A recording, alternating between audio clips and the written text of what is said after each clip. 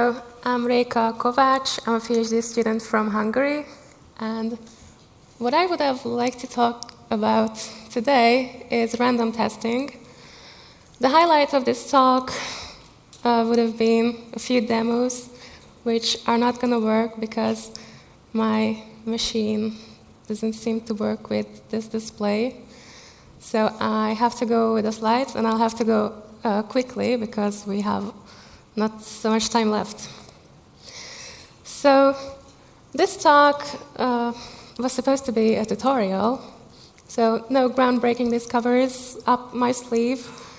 I would just like to give you a short introduction into fuzz testing, random testing, and how you can apply it to your projects. So the motivation for this talk, I guess most of you have been to Andrei's keynote yesterday, where he talked about how code size is constantly growing nowadays. And as we are writing larger software, we are introducing more bugs into it. And of course, this is a huge issue. New security vulnerabilities are discovered each month nowadays. So we should have tools to fix it. And I'll briefly show you how some big tech companies they launched these large-scale efforts to continuously fuzz test their code bases. And maybe after the tutorial, you will feel that you should also fuzz test your code to make it more secure and bug-free. Okay, so what do we usually do in our daily work to ensure that the software we write is high quality? So we probably follow some coding guidelines, like the C++ core guidelines, or whichever guidelines that promote good practices for coding. We attentively read our compiler warnings and probably strive to eradicate them. Our code goes through a rigorous code review where our fellow developers point out points in our code that are probably weak or vulnerable, and we should fix it. We have a comprehensive test suite that exercises all the corner cases in our features. And we probably should use static analysis tools, bug-finding tools, which go a bit beyond compiler warnings, and probably also find some more specific or stylistic issues in our code. We also have great dynamic analysis tools like Valgrind, sanitizers in GCC and Clang, that we can run our tests with sanitizers, and which finds very serious memory management issues. And the next thing is, of course, random testing. And you might ask, who is actually random testing their code today? And one of the big tech companies is Microsoft, who have this policy of fuzz testing every untrusted interface of every product they create. And for example, during the development of Microsoft Edge and Internet Explorer, they devoted hundreds of machine years to fuzz these applications and generated billions of DOM manipulations to test their browser code. This is not the scale of your usual test suite, right? And also, 2 years ago, they launched a project called Springfield, which is now, I think, called Security Risk Detection. It's a new product of Microsoft, so companies can use Microsoft's fuzz testing facilities to test their code. Another tech giant, Google, continuously fuzzes Chromium code, with more 1,000 cores. Probably this number is not even up to date. And they also invite external reporters to fuzz their code. And 2 years ago, they also launched a project called OSS Fuzz, which invites some more widely used open source projects that are usually found in any a bit more complex C or C++ software to use Google's fuzz testing infrastructure to test their code. So at least 160 open source projects that you all know and use. Okay, how did this all start? Naturally, the concept of random testing is not new, so as long as people have been writing programs, they probably have been sometimes random testing their code. So this term became a synonym for security testing, for penetration testing lately. But in the beginning, it was just a synonym for random testing. And the pioneers of fuzzing were Professor Bart Miller and his graduate students who first wrote the original paper where fuzzing first appeared. And it's called an empirical study of the reliability of Unix utilities. And what they essentially did is they fed completely random bits to command line Unix utilities. And despite the fact that their methodology was so simple, it was surprisingly effective because at least a quarter of the tested application failed. And they continued with this effort, later extending it to networking apps and apps with a graphical user interface, Windows applications, and the latest is macOS applications. In case of macOS, command line utilities have been improved a lot, so they were really hard to crash. But GUI apps, like more than two-thirds of GUI apps could be crashed with this simple random testing.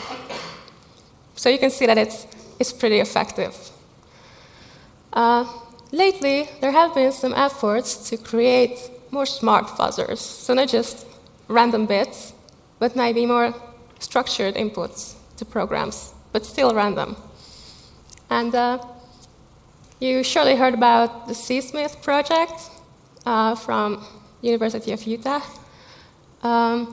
which can generate well-formed C programs completely from scratch, which is amazing, I think.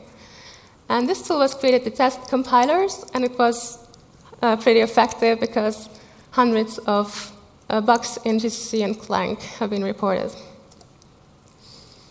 Another similar effort is Sage, which was developed by Microsoft Research, and it's the base of the project Springfield that I mentioned earlier.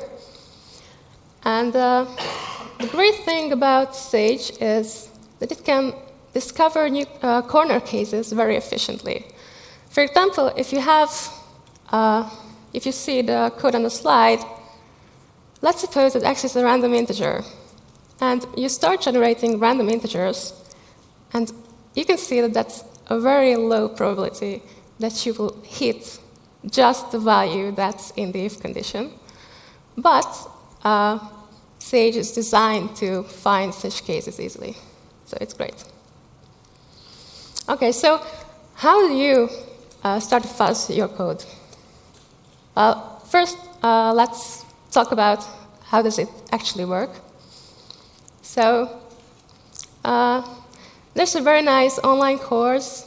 Like, you have various online courses online. Some are better, some are worse, but this is a hidden gem.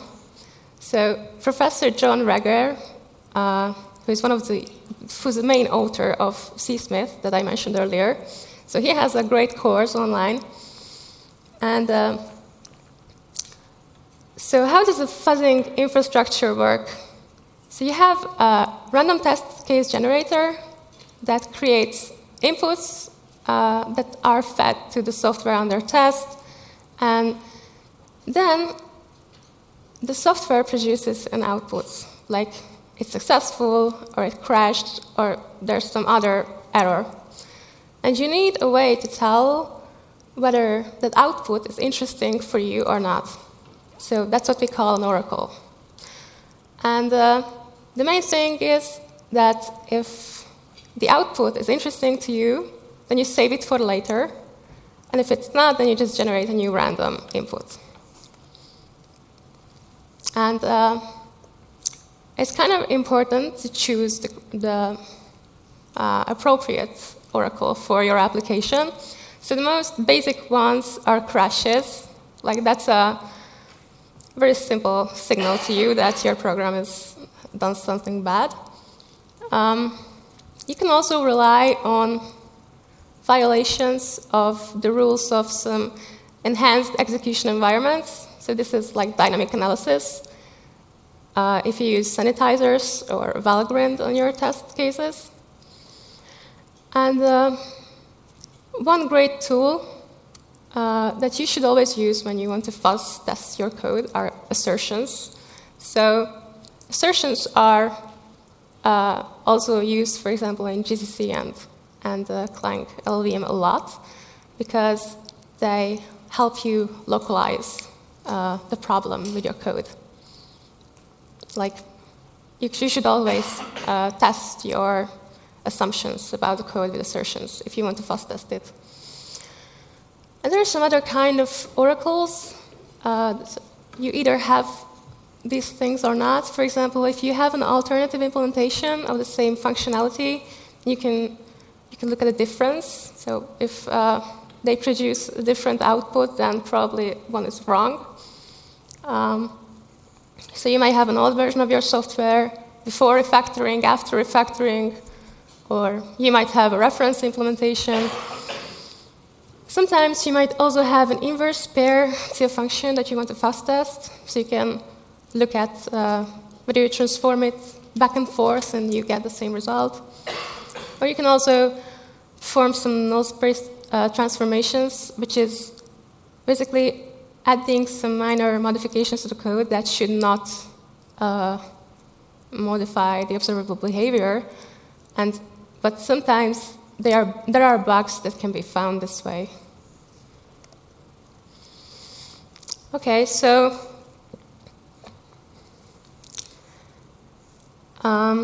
depending on the structure of the input that your function or API or application expects, we might need to have dumber or smarter fuzzers. For example, let's suppose you have a complex application like a web browser. And the first step would be to start throwing random bits at the browser, which is good because you can test the parser part of the most shallow layer of your application, which is good. It should be done. But then maybe you will also want to test some code more deep in your software. So, for example, you will never get to the renderer if you will always just throwing random bits to your browser. So you will need to generate kind of valid HTML, but still random. And as you go deeper and deeper in your application, you need to create more smarter fuzzers.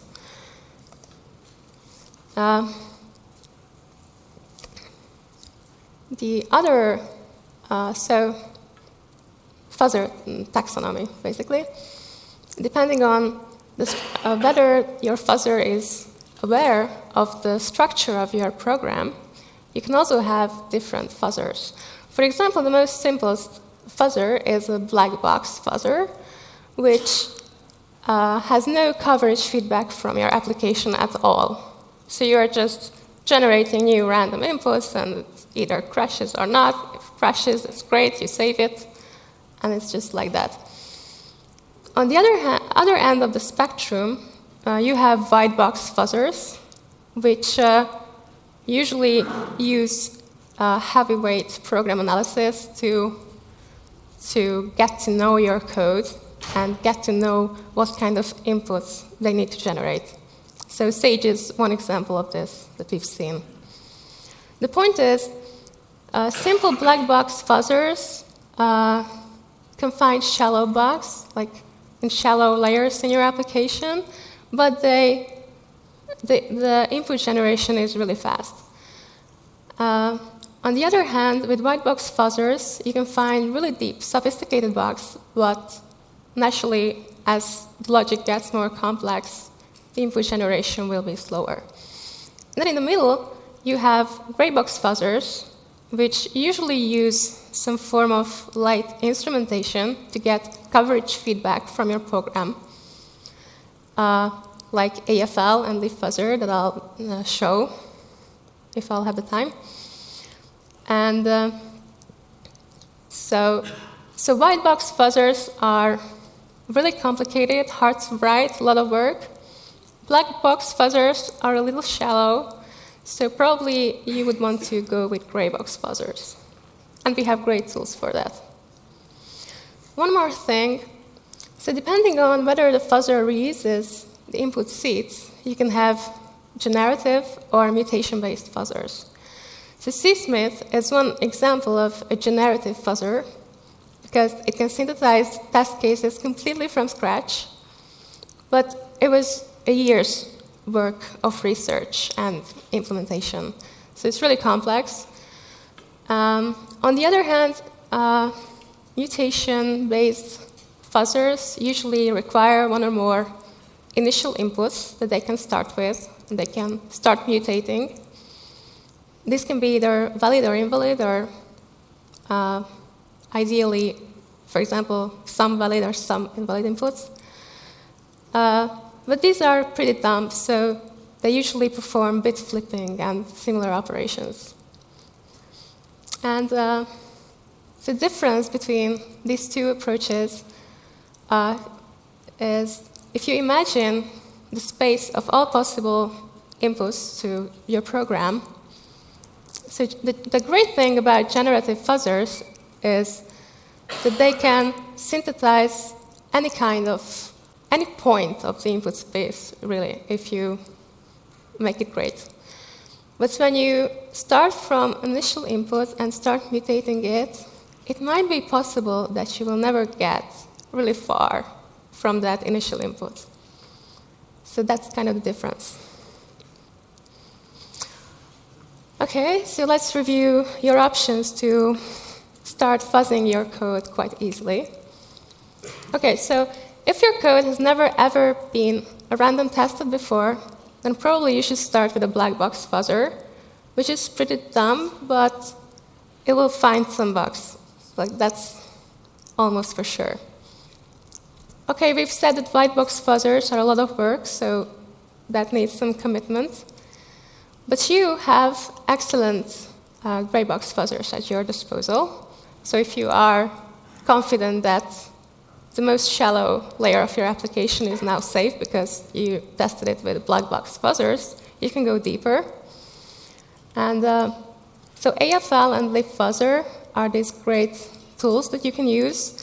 Both of them is coverage guided, so they instrument your code and monitor whether the current test case exercised a new program path. And they can also generate fairly structured inputs. For example, you can find a blog post about AFL generating JPEGs from scratch. And Lipbuzzer has been used to generate intermediate representation code for compilers and primitive C++ programs, which is pretty good. Okay, so the first tool is the American Fuzzy Lab. There's a link to the homepage. So this is a brute force fuzzer with a genetic algorithm. Okay, it uses a form of edge coverage to see the changes to the program control flow to detect whether the current input was interesting. And it needs some user-supplied cases that it can start to mutate. And in the end, you will get like a folder of interesting test cases that trigger some probably buggy behavior in your code. So how it works, roughly, it loads the initial given test cases into a queue, takes the next input from the queue, tries to reduce the test case a little bit, if it can, in a way that preserves the observable behavior of the test case. And then it repeatedly mutates the test case until it finds that one of the mutations resulted in a new state, and it adds to the result corpus. And here, I would have loved to show you a demo about running AFL on this bit of code. So the idea here is I have a small function that has a crash deep in it somewhere. You can see that I have a lot of if guards before the crash, so that just when you start throwing random bits, this function, it should be quite some time until it gets to the crash. And I just read a string from the standard input, and I call this function on it. And I would have loved to show you how to set up AFL. Actually, it's pretty easy. So you just download it from this page, and you will find a compiler wrapper that comes with AFL. So you will have a special version of GCC and Clang in the package that you can use to compile this program, and it will insert instrumentation into your code. And then you just run the AFL fuzzer, which looks like something like this. It has a really nice interface. And in the right-hand side on the corner, you can see that I already generated a unique crash when I took this screenshot. And then it saves the crashes to files, and you can look at them. Okay, the next tool is Lipbuzzer. It's similar in sense to AFL. Coverage information is provided by the sanitizer coverage. And Lipbuzzer also works without initial seeds. Oops. And the great thing about Lipbuzzer, and in this, it's a bit more than AFL.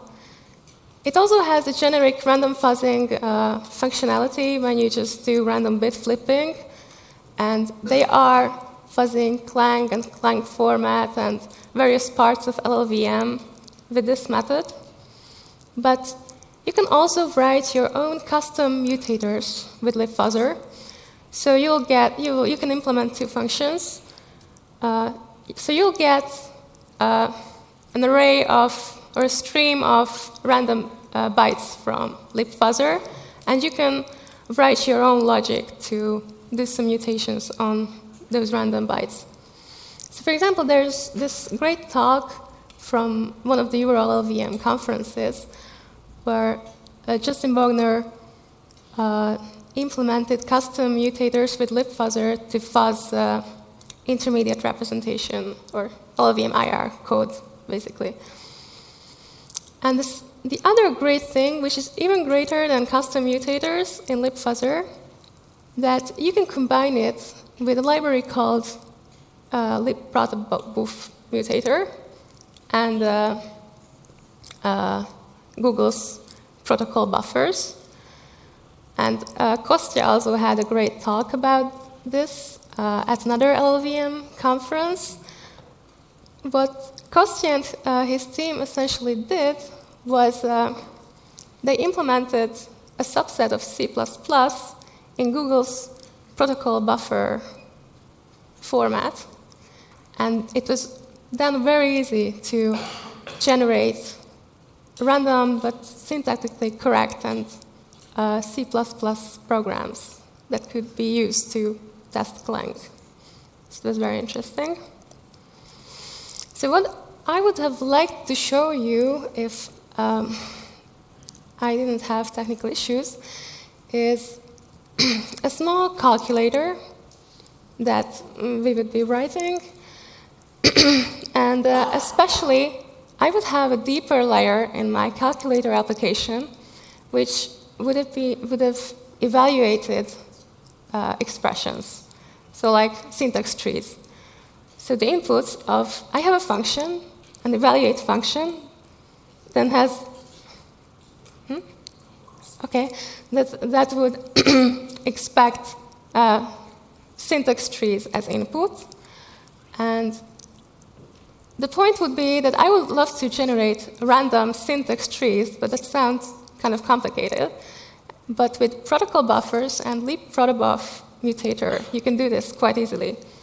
So basically, I would write this small protocol buffer definition file where I just have expressions that can be a constant, a binary operator, or a unary operator.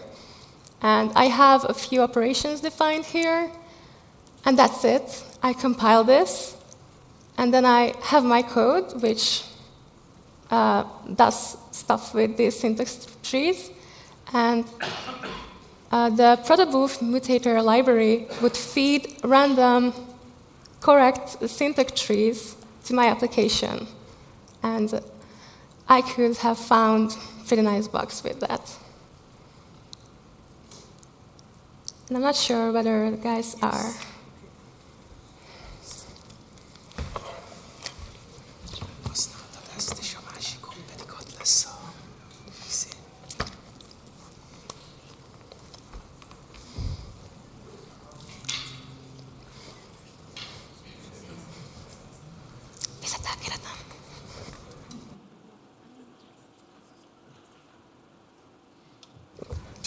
Oh, great. Maybe I can show it to you something.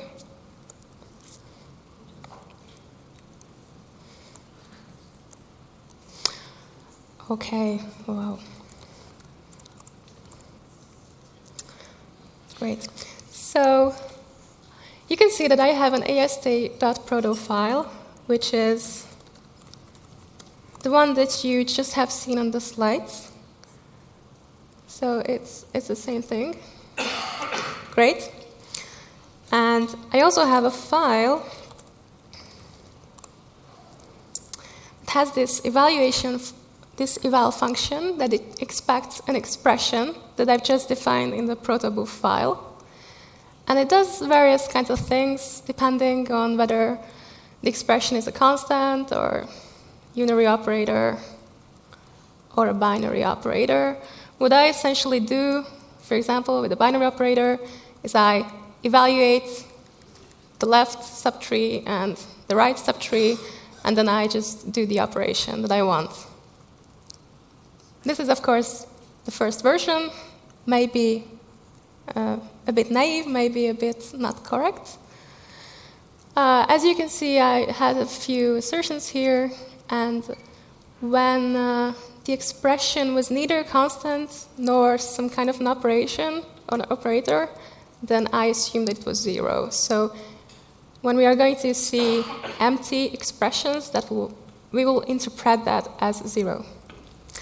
And here is this huge function that I needed to write to fuzz this function. So it's basically 2 lines.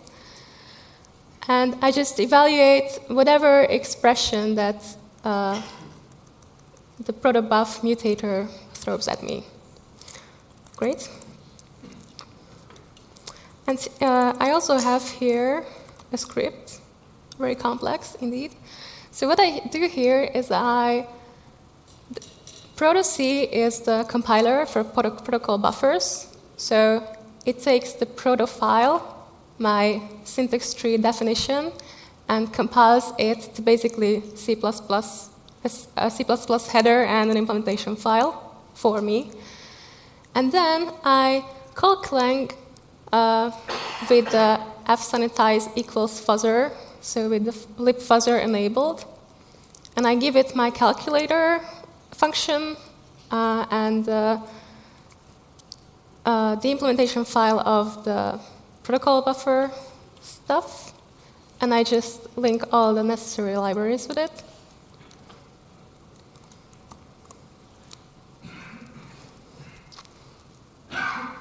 Okay, and now I have my... Okay, so this was quick. So what I did, I started fuzzing my function, but it kind of exited quite early. We can see that undefined behavior sanitizer found some issue. And I have the crash report written to this file. So this was the input that caused the error. And you can see that this is a binary operation, a modulo operation, where both subtrees are empty, so they are basically 0, which means that this is a division by 0 error, right? So let's, how much time do I have? Let's try to fix it.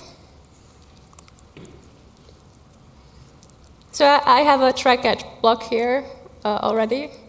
So the goal here would be that my application can throw an exception, but it shouldn't crash, right?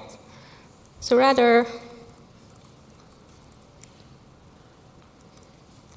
so I have the modulo operator here, and I say that if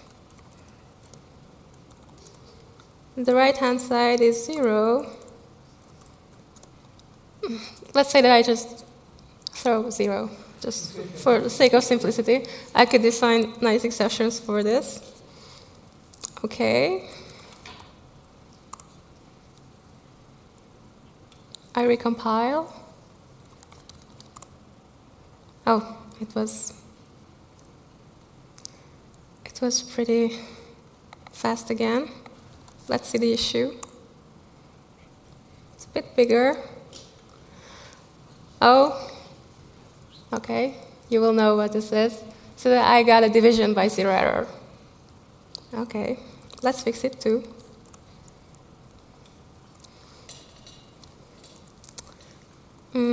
Here I have my division operator. I just quickly write a check here. Let it be 0 because it's division by 0 again. So let's recompile. Okay, and let's run. Now it's doing some work.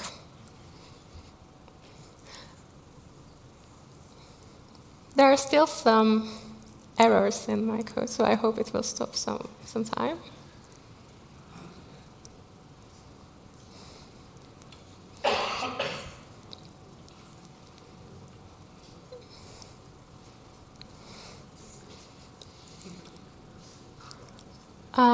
Okay, it's a bit slow.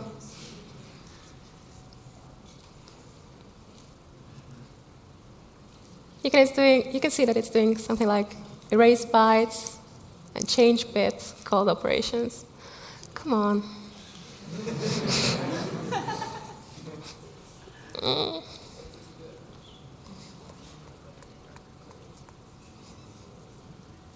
Okay, but it's fuzzing my code. It's throwing random syntax trees at my function, and it was like minimal work.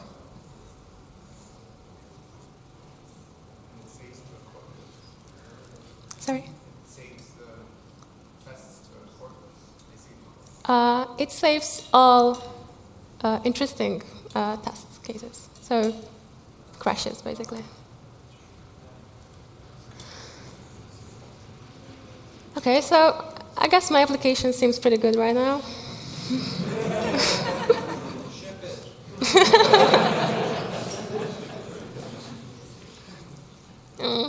Okay. Okay. So maybe I will just exit this for this time. But you know, this doesn't guarantee that there are no more errors in my code. It's just we haven't found it yet. Let's look at it again. Maybe someone... So is there someone who sees something maybe not quite perfect with this part of the function?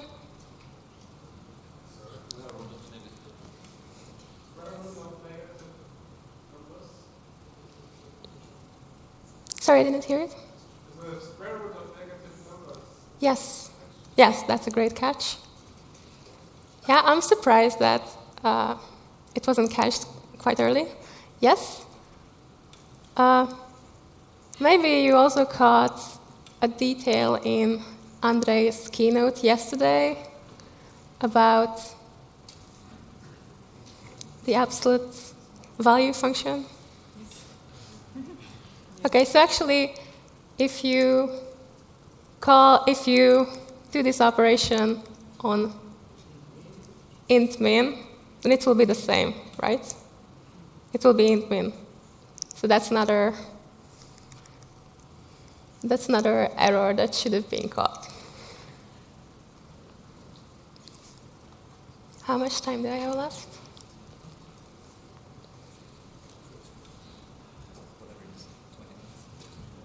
Really? Okay.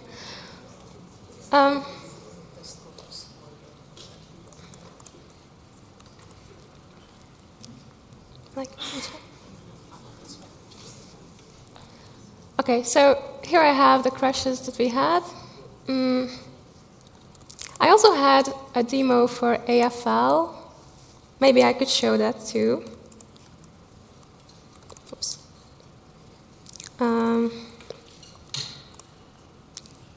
So this is the function that you also saw on the slide. So I have a crash exactly in that case when the input is HI and exclamation mark. And so this will be easy. I have a script here. Let's do nothing, just compiles this code with AFL's own G++ wrapper, which instruments my code. And then I call AFL fuzz on the binary. I create a corpus directory which contains exactly one initial input, which is a file that only has one space in it. And I also created an empty results folder. And I just supply these to AFL, and that's it. So let's all set and ready to roll.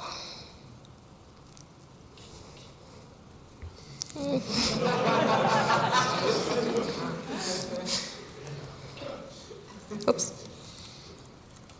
Yes. Oh, come on. Okay.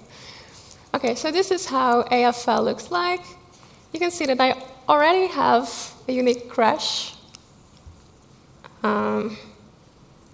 So let's have a look at that. Have a nice day. It's very kind. So here I have the results directory, which was empty. Oh, I didn't show you this, but it was empty before I started, I swear. And I'm interested in crashes. And this is a file with a beautiful name.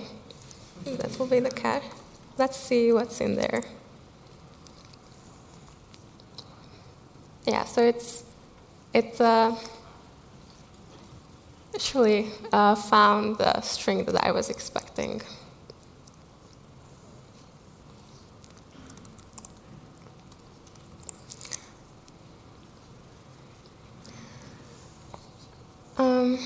To be completely honest, that's all I got.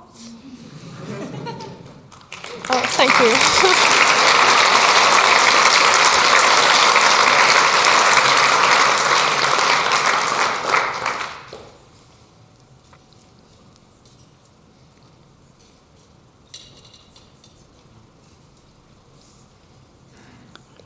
Hi. Hi. Is this file name designed to fuzz the file system? Sorry, I didn't understand. No, that was a joke. Anyway, I think you lost me at Nullspace transformation for the verification, where you had the weak, medium, and strong verification. Mm-hmm. I'm not sure whether I have the slides on this machine or that machine, but yes. But could you briefly explain again what's the Nullspace transformation So in this context? a very simple example would be if you have some numerical calculation and you perhaps add one and subtract one from a value. And of course, that shouldn't cause any modification in the behavior, but sometimes you can catch bugs with stuff like this. Okay, so not adding one and subtracting one, but similar things. Okay. And I don't have an example for that, sorry. Okay, that's fine.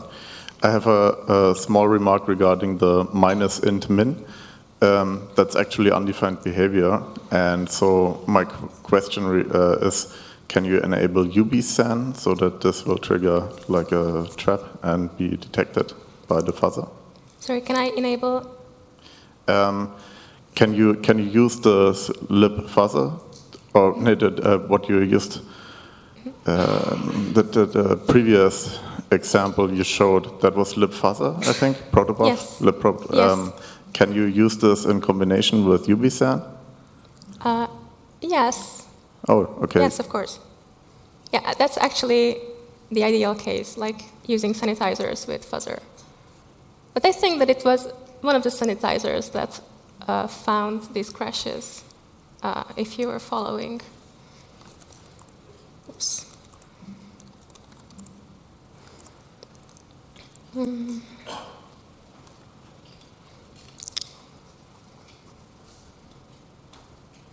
Okay, so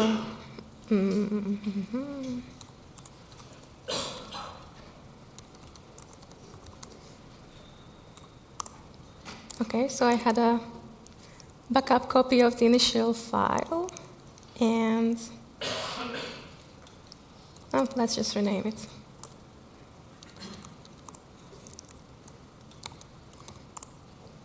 Compile it.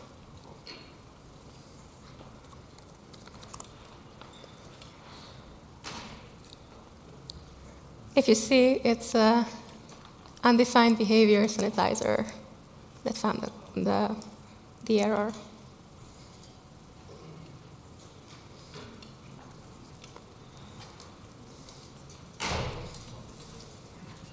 So similar to that question, the square root, doesn't that return none if you pass a negative value? So how would you detect that?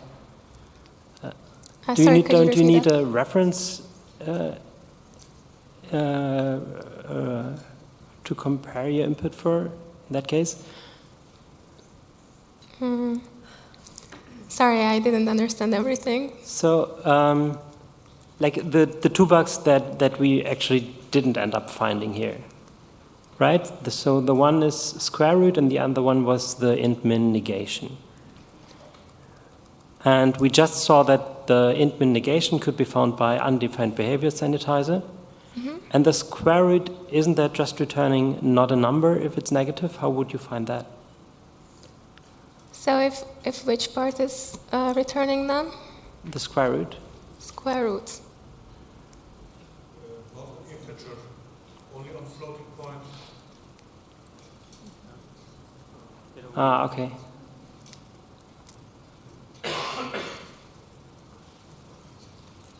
Oh, yes, so the return value of val is an integer, so. Okay.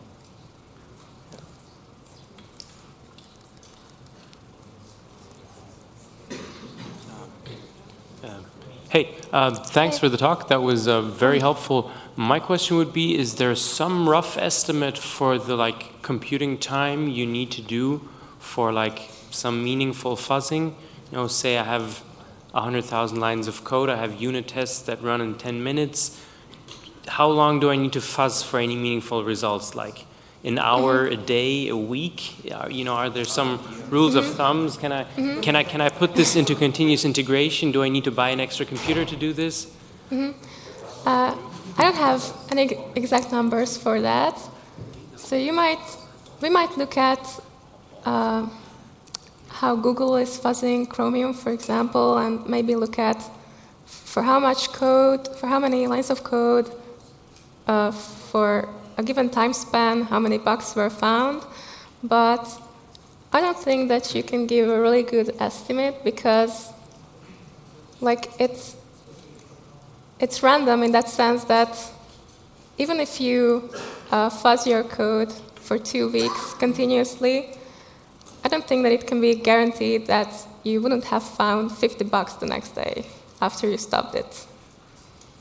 Okay, So- but like you can like do a meaningful subset of fuzzing in a short time and then keep on doing like the more complex stuff in the longer time, right? Sorry, could you repeat that again? So, It's not so important. oh, sorry. Hello, thank you for the talk. This question might be out of scope, but if a program accepts multiple things like a packet, user input, and so on, should we like make a fuzzer for each kind of input and just run like all 3 of them if we have, or is it like actually desired that I have like for one input like test it on each if they like share pretty much the code? Like how would it work with multiple thingies? So you per mean se? here multiple parameters, perhaps? That could also work, yeah. For instance, so let's say we have a command line input that's very similar to the packet, but not quite the same. That kind of situation. So do we like run 2 instances of fuzzing all the time, or is there any trick to it other than that?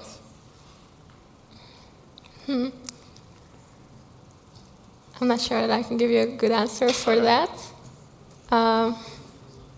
I don't know if there's some trickery in Lipbuzzer mutator for that.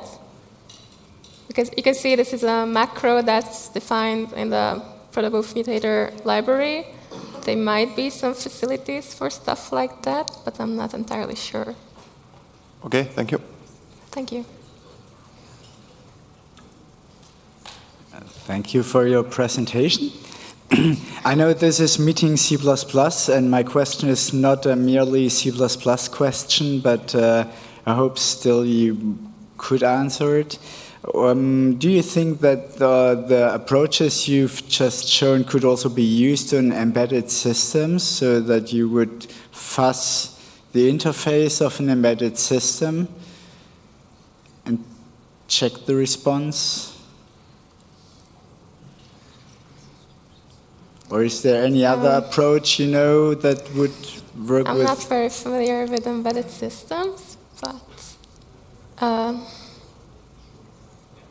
well, I don't know. Sorry. Okay. Might Thank be. you. I hope so. Thanks for your talk. Thanks. In your example with the AST, right now you only have constants and the operations, right?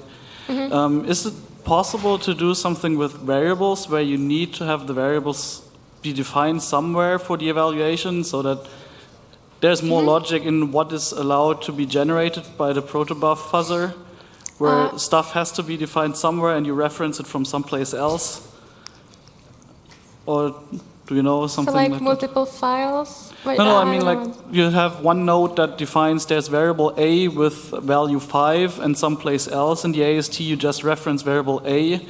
But if you reference variable B and there's no variable B defined anywhere, then it's not valid anymore. But there's more complex interdependence between what is allowed by the protobuf fuzzer to generate.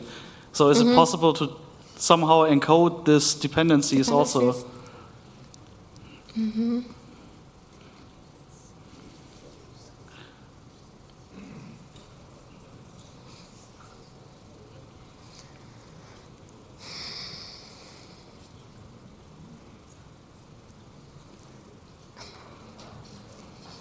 I'm not sure that I can answer this question, sorry. Yeah, okay, thanks.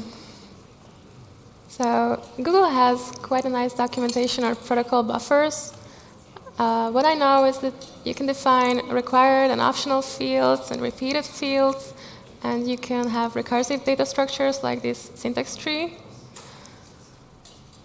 But I'm not sure about dependencies between parts of these messages.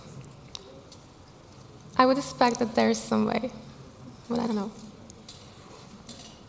Hi. Hi. Simple question. So it's nice to know there is some library to generate random protobufs. Are you aware by chance of similar libraries like producing, let's say, some structured JSON or XML adhering to some schema, like relaxing? So what do they use, for example, for this HTML stuff, so that it also has to be well formatted and stuff? Could you please repeat that a bit louder?